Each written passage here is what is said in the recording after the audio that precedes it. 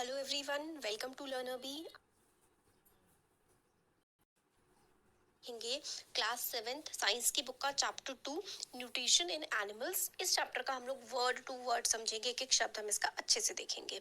तो देखिए, जैसे कि हम लोगों ने फर्स्ट चैप्टर में पढ़ा था कि किस तरीके से जो प्लांट्स हैं अपना खाना बनाते हैं खुद ब खुद, किस प्रोसेस से प्लांट्स जो हैं वो खाना बनाते हैं, फोटोसिंथेसिस की प्रोसेस से। मगर एनिमल्स तो फोटोसिंथेसिस करते नहीं हैं। एनिमल जो है वो अपना खाना लेते हैं या तो प्लांट्स से या फिर डायरेक्टली ले लेंगे, इनडायरेक्टली ले लेंगे, या फिर हम एनिमल्स को खा लेते हैं। ठीक है, तो कुछ एनिमल्स जो होते हैं वो दोनों प्लांट्स और एनिमल्स दूसरे एनिमल्स को खाते हैं।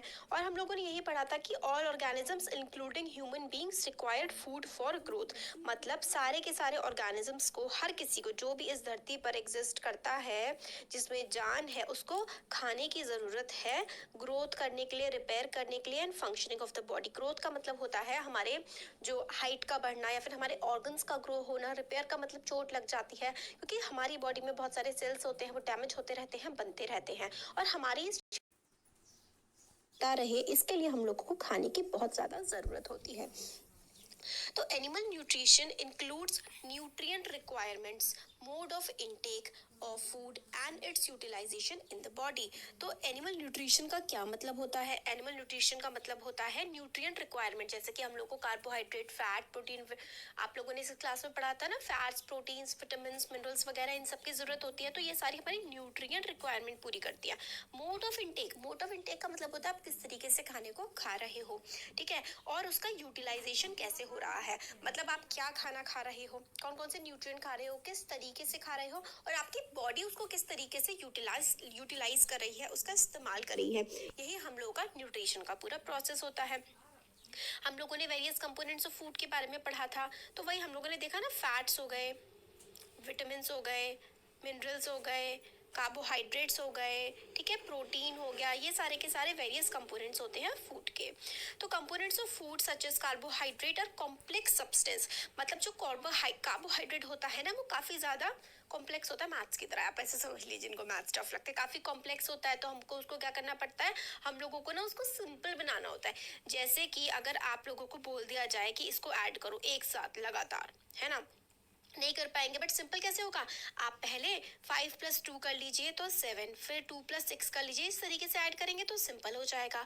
तो हम लोग जो कॉम्प्लेक्स कार्बोहाइड्रेट्स होते हैं उसको सिंपल सब्सटेंस में पहले कन्वर्ट करते हैं, और ये जो कॉम्प्लेक्स सब्सटेंस होते हैं can not be utilized as such, ऐसे ही हम उसको इस्तेमाल नहीं कर सकते, तो हम उसको तोड़ लेते हैं, हम लोग सिंपल चीज़ में उसको हम कन्वर्ट कर लेते हैं।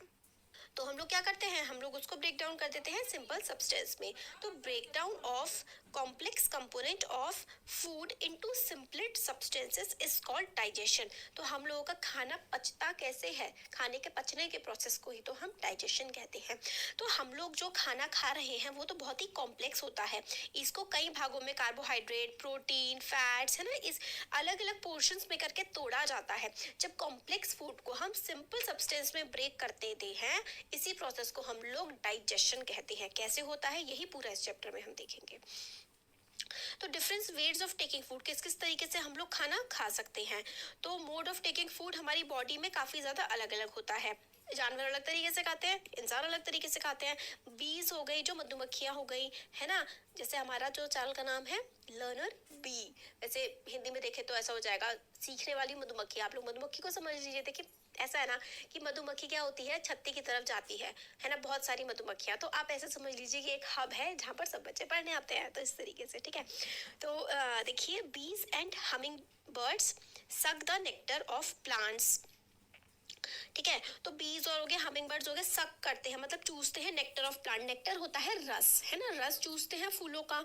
जो बर्ड्स और बीज वगैरह होती है, इन्फेंट्स ऑफ ह्यूमन मतलब छोटे बच्चे, छोटे बच्चे जो होते हैं, और काफी सारे जो एनिमल्स होते हैं वो अपनी माँ का दूध पीते हैं। स्नेक जैसे कि पाइथन, वो क्या करता है, अपना जो प्रे होता है, प्रे का मतलब होता है शिकार, जो पाइथन का शिकार होता है वो उसको पूरा का पूरा क्या करता है, निकल जाता है। और कुछ एक्वेटिक एनिमल होते हैं, पानी में रहने वाले जानवर, वो फिल्टर करते हैं छोटे छोटे खाने के पार्टिकल जो कि तैर रहे होते हैं समुद्र में, वो उनको खा लेते हैं। तो अलग अलग वेज होते हैं खाना खाने के।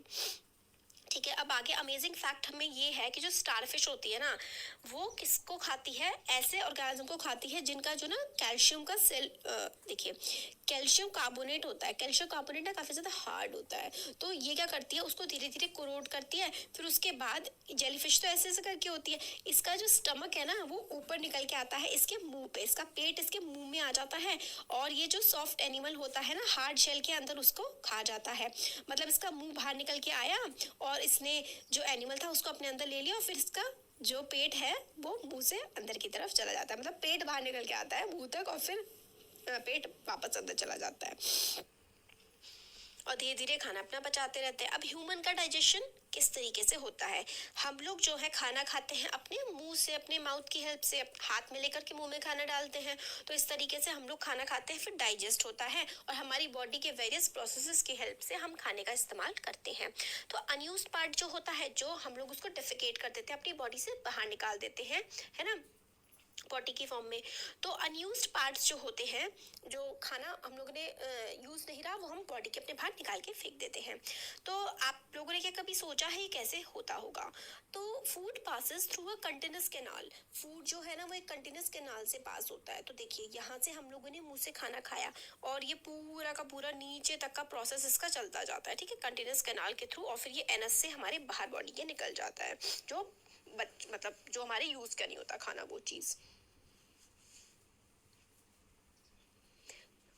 फूड जो है वो कंटिन्यूस कनाल के थ्रू जो है पास होता है, और ये buccal cavity and ends at the anus, buccal cavity का मतलब होता है आपका मुंह, ठीक है, और एनस जो है जहाँ से आपकी बॉडी में से जो डिस्क्रीट होता है ना बाहर की तरफ निकलता है, वो होता है एनस। तो बकल कैविटी और ends at the anus, buccal cavity से स्टार्ट होता है, एनस पे खत्म होता है। देखिए ये है नीचे एनस, ये रहा एनस, यहाँ से नीचे बाहर निकल जाता है बॉडी के, और बकल कैविटी होता है ये वाला पार्ट आपका मुंह। तो बकल कैविटी में आपका खाना क्या होता है, एनएस के थ्रू बाहर निकल जाता है। तो आपका जो ये कैनाल होता है जिसको हम लोग एलिमेंट्री कैनाल कहते हैं, ये कई सारे पार्ट्स में डिवाइडेड होता है। सबसे पहले तो आपका आता है बकल कैविटी आपका मुंह, फिर आता है फूड पाइप, या फिर उस फूड पाइप को हम लोग ऑइसेफेगस भी कहते हैं, ये है फूड पाइप है, इसको हम लोग क्या कहते हैं, एक तो फूड पाइप कहते हैं और एक ऑइसेफेगस कहते हैं, दो नाम है इसके। फिर उसके बाद हमारा खाना जाता है फूड पाइप से स्टमक, हमारे पेट में, ये रहा हमारा पेट, ठीक है, पेट में जाएगा, पेट से स्मॉल इंटेस्टाइन में जाएगा, ये वाले, ठीक है, स्मॉल से फिर लार्ज इंटेस्टाइन में जाएगा, लार्ज इंटेस्टाइन से एनस में चला जाएगा। तो ये सारे के सारे जो है मेनली 6 पार्ट होते हैं हमारे डाइजेस्टिव सिस्टम के, और हमारे एलिमेंट्री कैनाल इसी तरीके से डिवाइडेड होता है।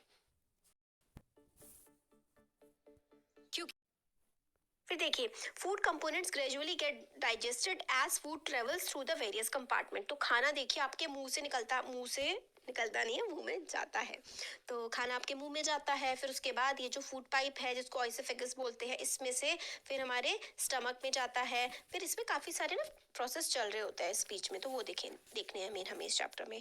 तो फूड काफ़ी सारे कंपार्टमेंट से ट्रेवल कर रहा होता है। इनर वॉल्स जो होती हैं, मतलब ये जो स्टमक है, स्टमक के अंदर की जो वॉल्स होती हैं, और जो स्मॉल इंटेस्टाइन होता है, and the various glands associated with the canal such as salivary glands, liver, pancreas secrete juices. तो सेलिवरी ग्लैंड जो है ना वो मुंह में थूक बनाने का काम करता है।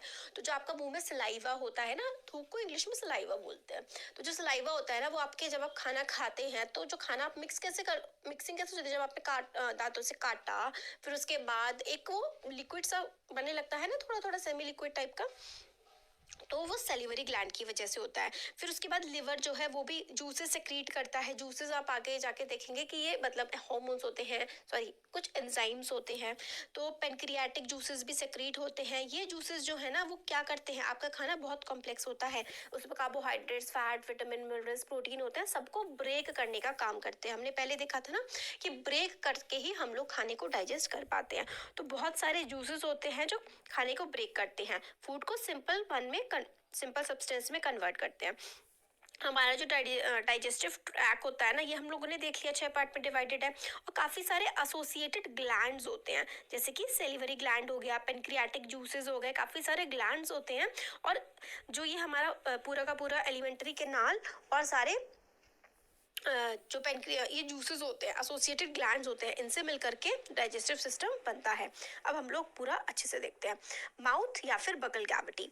माउथ जो होता है उसमें से हम लोग खाना लेते हैं। इसके आगे जो है हम नेक्स्ट क्लास में डिटेल में डिस्कस करेंगे। ओके।